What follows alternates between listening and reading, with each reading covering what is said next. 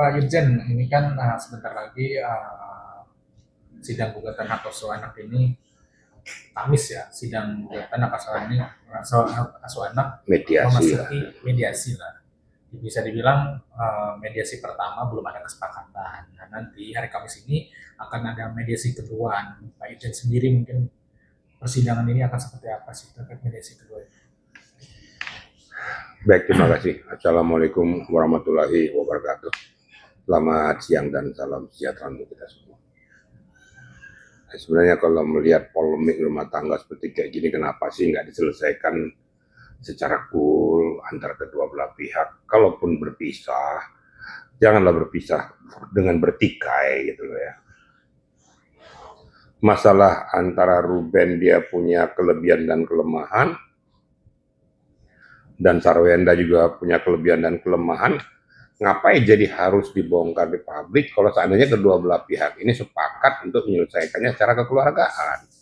Ini kan sama dengan membuka aib masing-masing. Apakah sudah hebat kalau kita sudah dibuka aibnya masing-masing?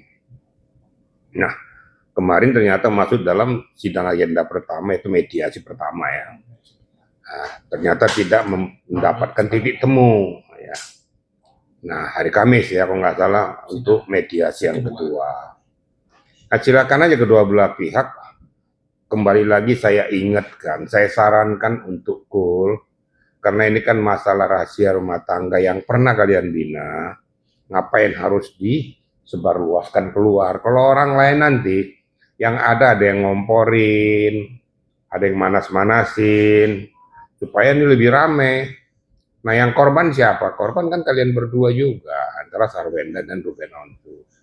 Nah, menurut hemat saya sebelum masuk ke dalam mediasi yang kedua hari Kamis, ada baiknya Anda selesaikan secara kekeluargaan. Menurut hemat saya seperti itu ya. Tapi kan ini sebelum mediasi kedua nanti ya, ini kan ramai. Dari pihak Sarwenda membuka menuding salah satunya Ruben selingkuh.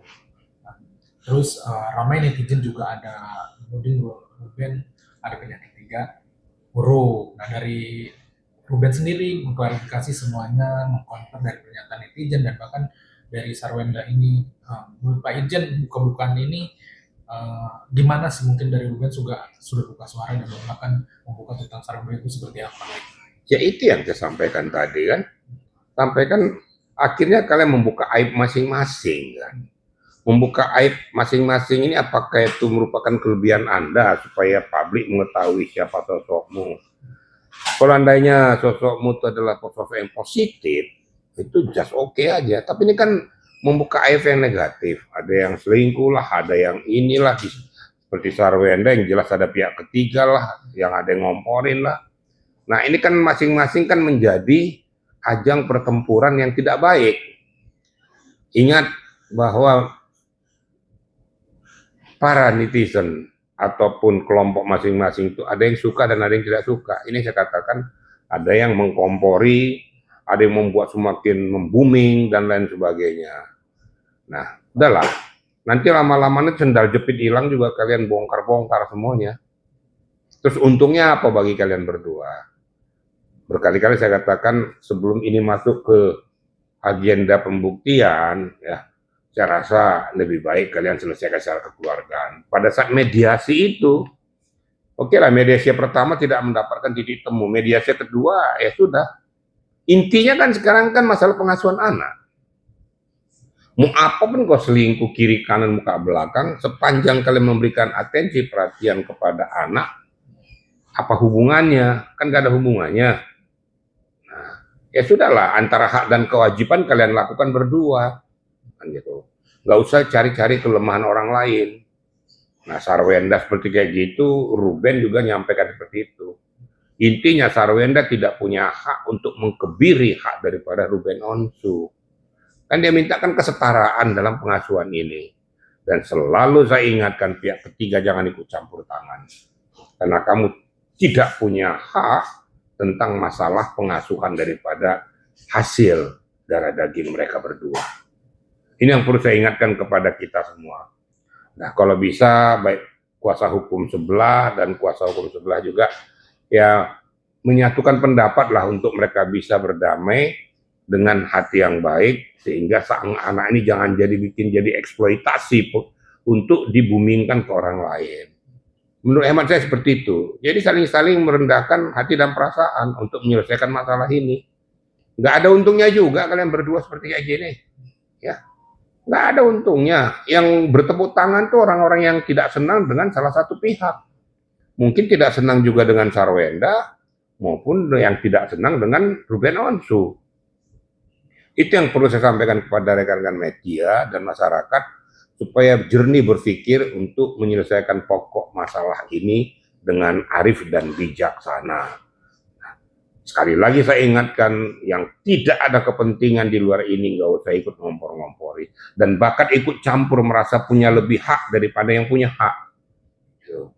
Nah, kalau seandainya masih bertahan berkeras, Sarwenda tidak memberikan hak pengasuhan kepada si anaknya ini, hasil darah mereka ini, Ruben bisa menuntut baik secara perdata maupun pidana. Pihak ketiga yang campur tangan, pidanakan saja. Kamu menghalang-halangi hak saya untuk bertemu dengan anak darah daging saya. Gitu kira-kira, ya. Tapi soal buka-bukaan ini di medsos semakin panas nih, nantinya bakal di persidangan berpengaruh gak sih padanya? Kalau untuk pengasuhan anak nggak ada hubungannya.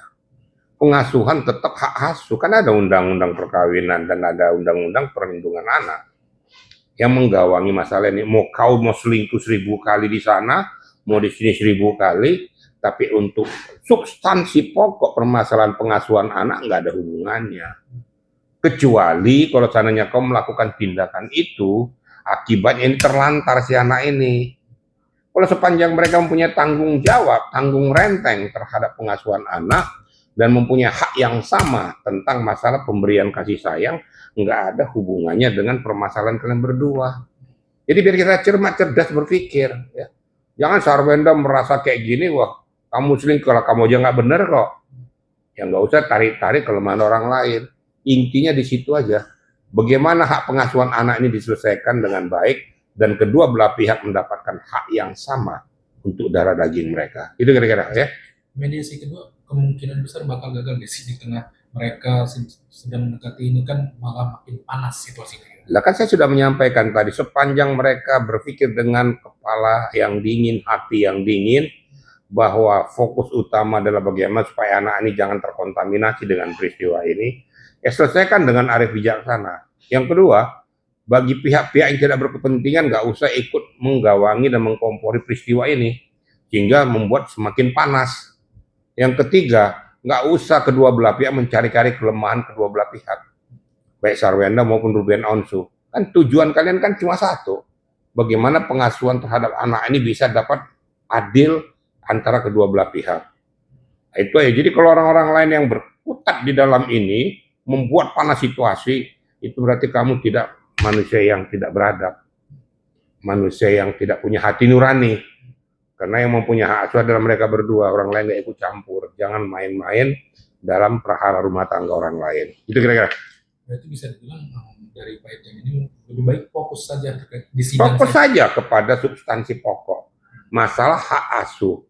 Kan bisa katakan berkali-kali, masalah hak asuh fokus. Mau apapun kau dengan aktivitasmu di belakang ini, kedua belah pihak, nggak ada hubungannya, nggak ada relevansinya. Sepanjang, ingat loh ya, sepanjang kedua belah pihak mempunyai hak tanggung jawab ya, antara hak dan kewajiban terhadap si anak ini. Sepanjang itu dilakukan kedua belah pihak, saya yakin hakim akan memberikan keadilan itu ya. Sekali lagi, walaupun ada pengampuhan anak ya sampai akil balik, tapi hak asuh juga tetap diberikan kepada pihak laki-laki. Jadi sama, mungkin ya, si perempuan mempunyai hak asuh secara mayoritas, itu sudah hukum alam ya. Dan nanti yang melahirkan dia tahu, si laki-laki kan sebagai mencari nafkah selama ini, dan tidak bisa memberikan sepenuhnya juga terhadap si anak.